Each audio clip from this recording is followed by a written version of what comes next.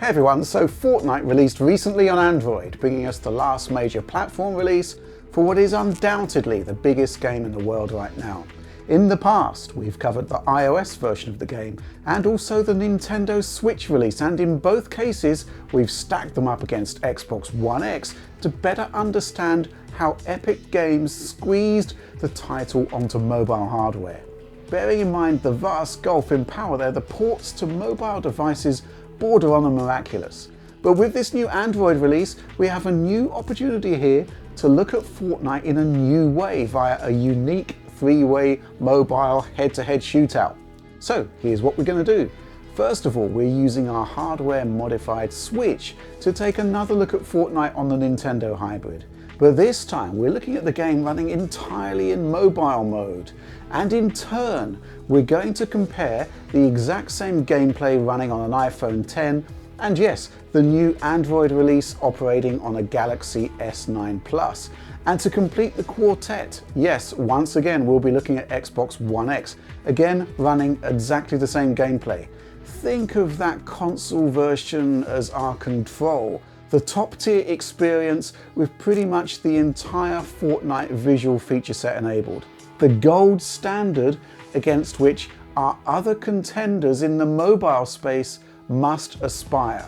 But before that, we're going to take a closer look at the Android port itself and the options available to smartphone users. Because here's the thing, although it launched as an exclusive for Samsung devices, Fortnite on Android is going to end up running on a whole host of devices, and to support them all, there's one fundamental difference between the new release and its iOS equivalent: choice. Yes, similar to PUBG Mobile, you can dip into an options screen and choose between 4 quality presets: low, medium, high, and the top-end Epic.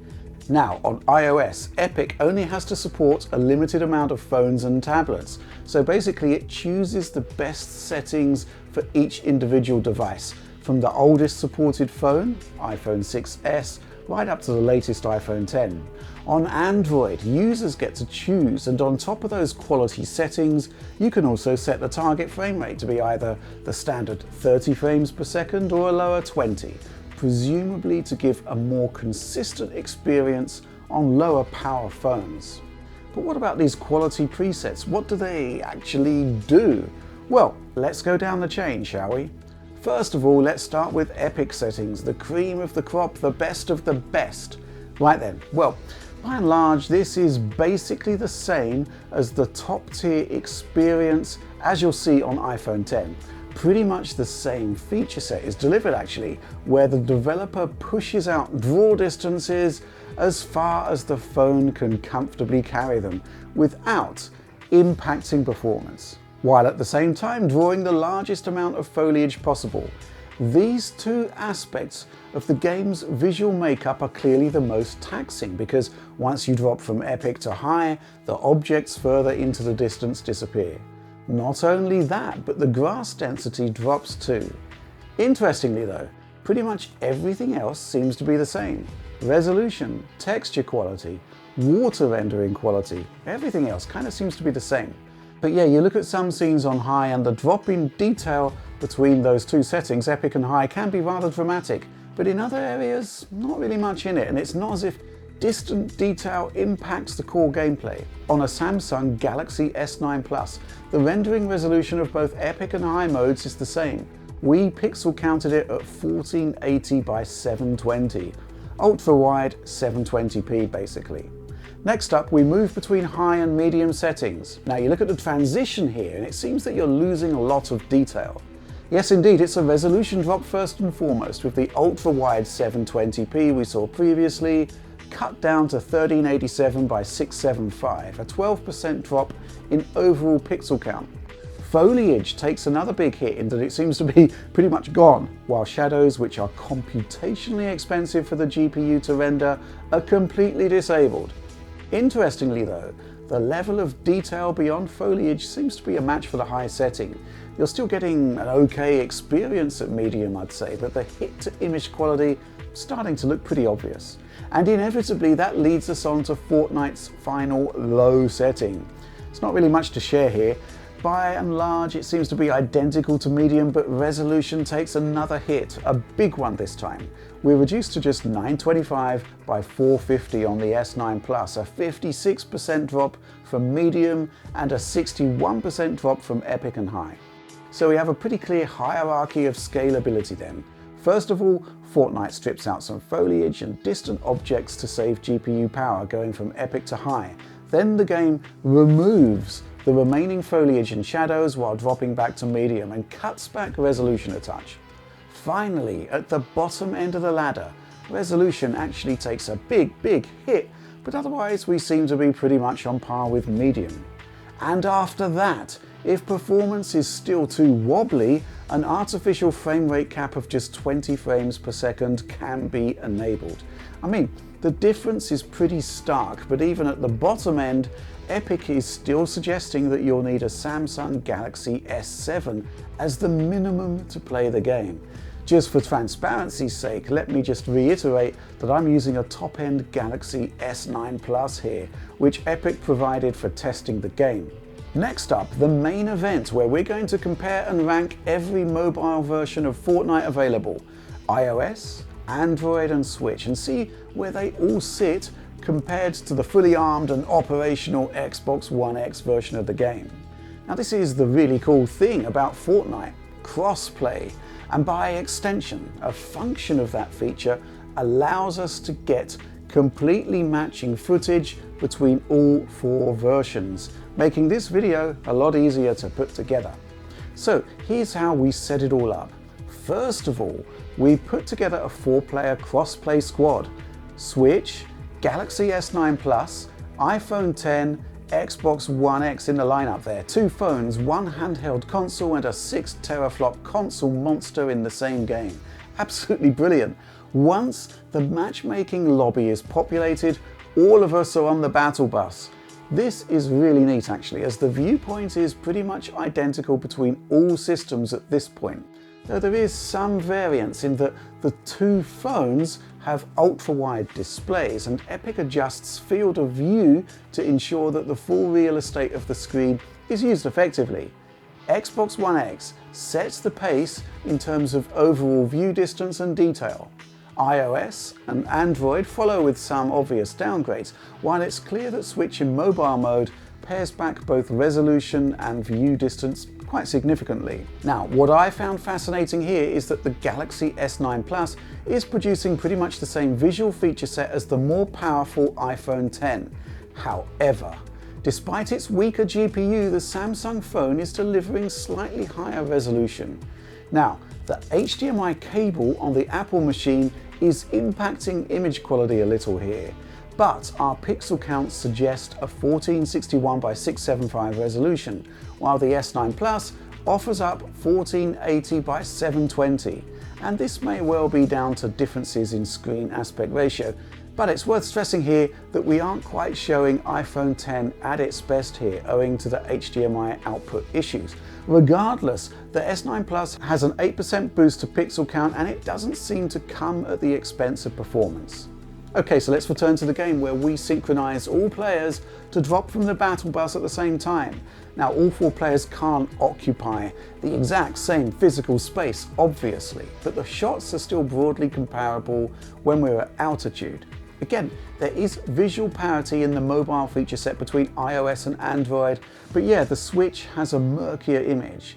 It runs at a top-end resolution of 1280 by 720, but unlike the other mobile versions, it adjusts pixel count dynamically. The Switch is actually the weakest mobile device here, but it's still holding its own remarkably well. Once the glider kicks in, we can see a tremendous downgrade on all mobile versions. Water reflections are basically gone, whereas Xbox One X features them proudly. We'll return to this in a bit, but once we've landed, it's time for our team of heroes to die, preferably as quickly as possible. Okay, so here's the thing. Fortnite has an awesome mechanic where you move into spectator mode when you're taken out of the game.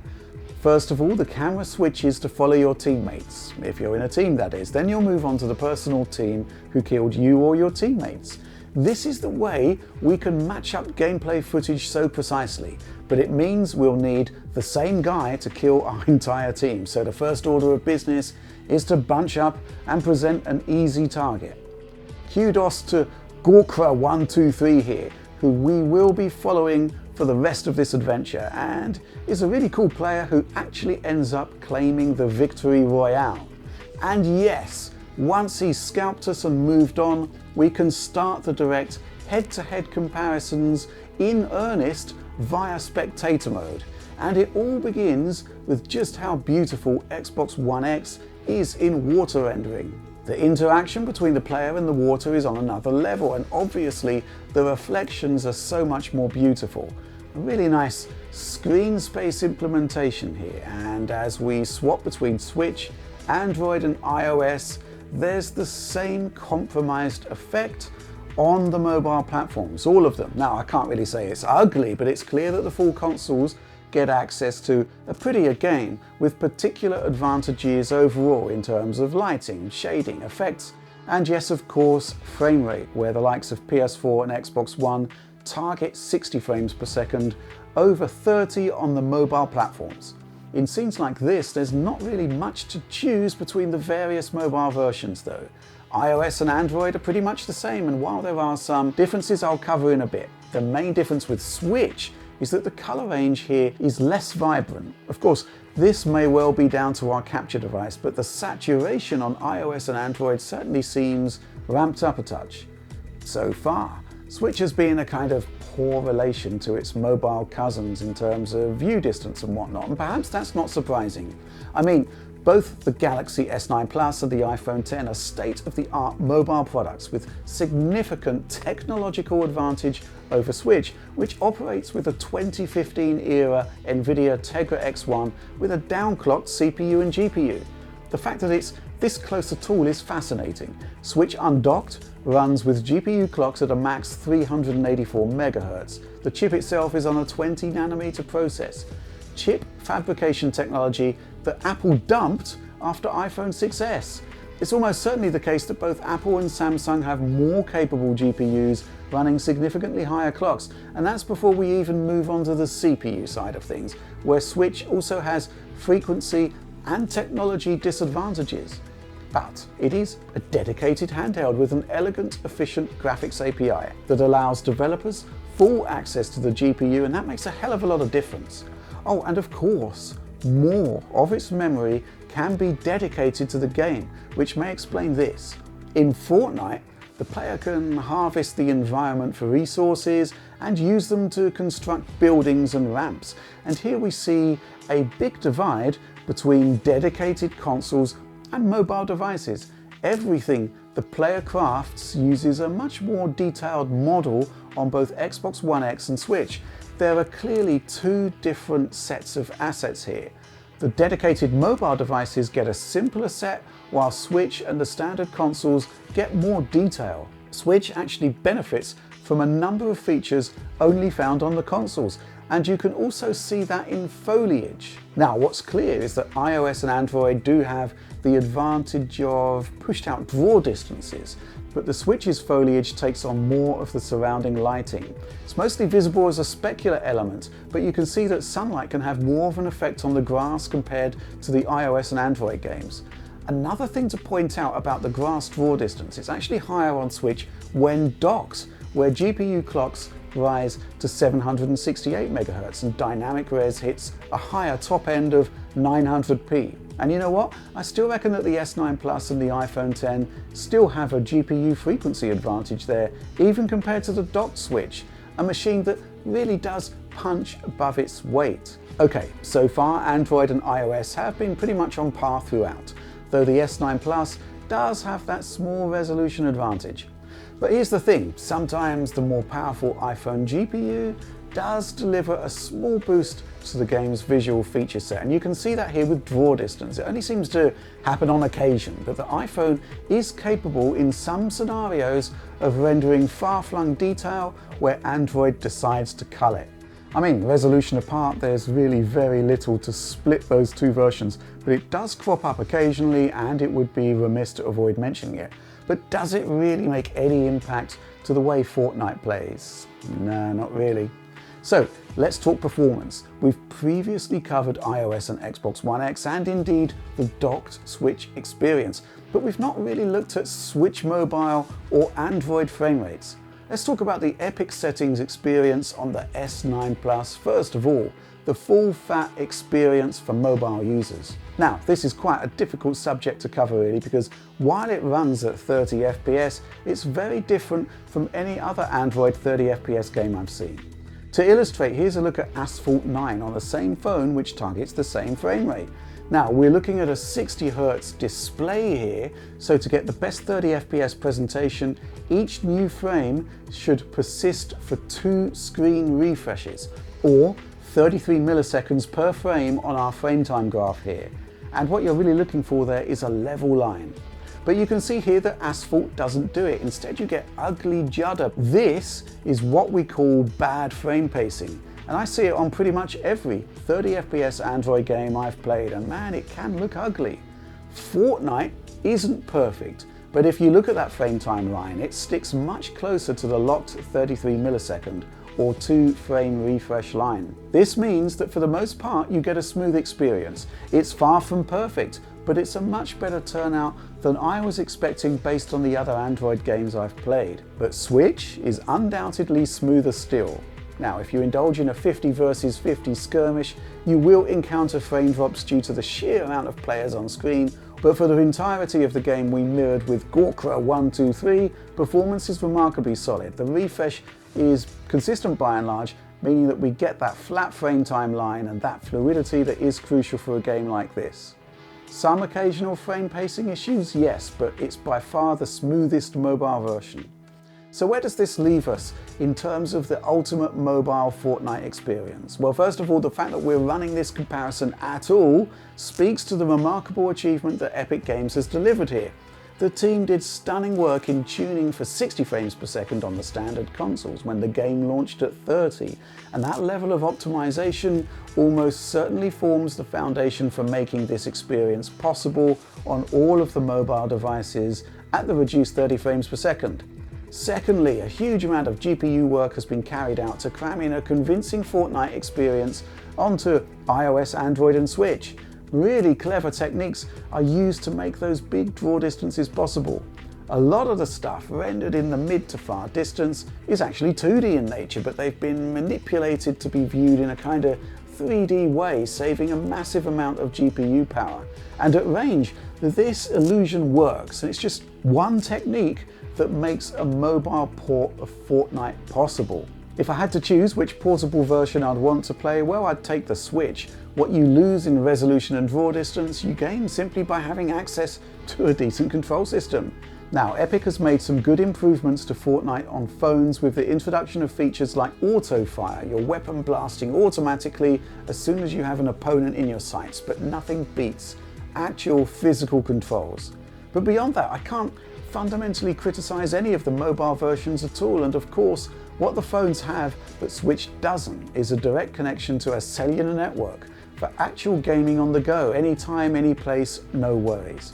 But yeah, whether it's Switch docked, Xbox, PC or PlayStation, I'd still rather play this game at home. Looking at Xbox One X as the top end version here, you gain insane draw distances, stunning image quality, far superior lighting, shading, shadows, ambient occlusion, you name it. And of course, nothing beats the sweet, sweet feeling of 60 frames per second gameplay.